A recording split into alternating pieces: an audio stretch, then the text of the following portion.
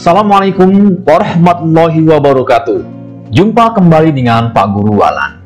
Hai anakku sekalian, bagaimana kabar hari ini? Mudah-mudahan sehat selalu ya. Amin amin ya robbal alamin. Baiklah anakku sekalian, sebelum belajar jangan lupa berdoa dan selalu menggunakan protokol kesehatan.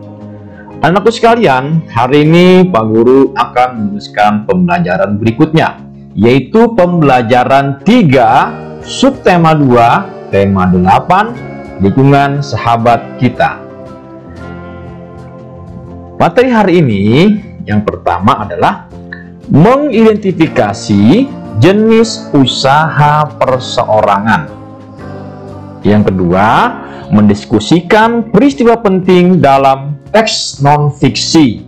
Dan terakhir, sikap terhadap keunikan adat istiadat daerah tertentu di Indonesia. Yuk, simak saja presentasi berikut ini.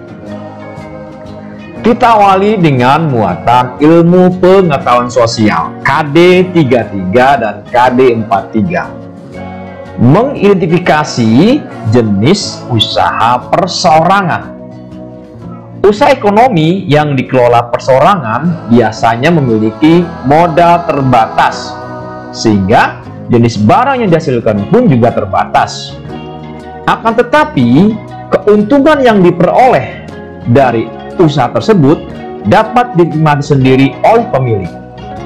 Meskipun memiliki modal terbatas, usaha perseorangan dapat dikembangkan sesuai dengan keinginan pemiliknya.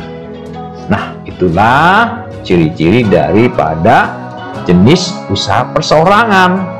Pertama juga bebas, tidak ada yang mengatur, ya. Semuanya modalnya sendiri, ya.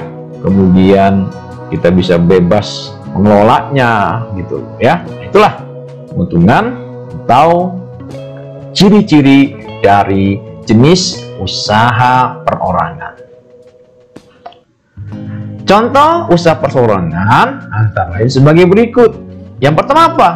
Usaha pertanian. Biasanya usaha pertanian ini dikelola oleh sendiri ya, atau perorangan. Yang kedua, usaha perdagangan. Coba kita lihat kalau di pasar-pasar ya, mereka itu sendiri, tidak ada berkelompok ya.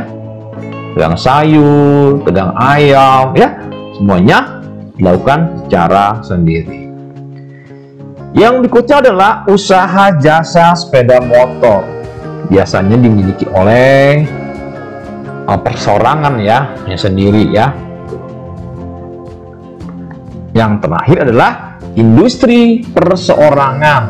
Dan di sini adalah industri tikar ya, membuat tikar, membuat macam-macam keterampilan anyaman di sini ya. Nah, inilah beberapa contoh usaha perseorangan. Kita lanjut dengan muatan bahasa Indonesia KD 38 dan KD 48. Mendiskusikan peristiwa penting dalam teks non-fiksi. Peristiwa penting dapat ditemukan dengan membaca teks secara seksama. Setelah itu, kita dapat mencatatnya sehingga kita akan selalu mengingatnya. Cara mencatat peristiwa penting dari sebuah teks dapat dilakukan dengan cara membuat peta pikiran, tabel, menjawab pertanyaan, atau diagram alir. Ini sudah Pak Guru berikan ya, dengan cara membuat peta pikiran, dengan tabel kolom-kolom pertanyaan ya, kemudian yang kemarin adalah menjawab pertanyaan, dan terakhir dengan menggunakan diagram alir ya.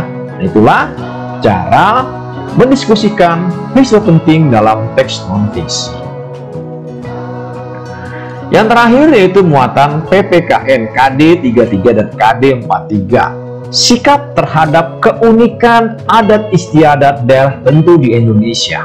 Setiap suku bangsa memiliki adat istiadat. Adat istiadat adalah perilaku budaya, dan aturan-aturan yang diterapkan dalam masyarakat secara turun-temurun. Oleh sebab itu, biasanya terdapat sanksi sosial bagi mereka yang melanggar atau tidak menjalankan adat istiadat itu. Nah, sekarang bagaimana sikap kita terhadap keunikan adat istiadat pada daerah tertentu di Indonesia, ya?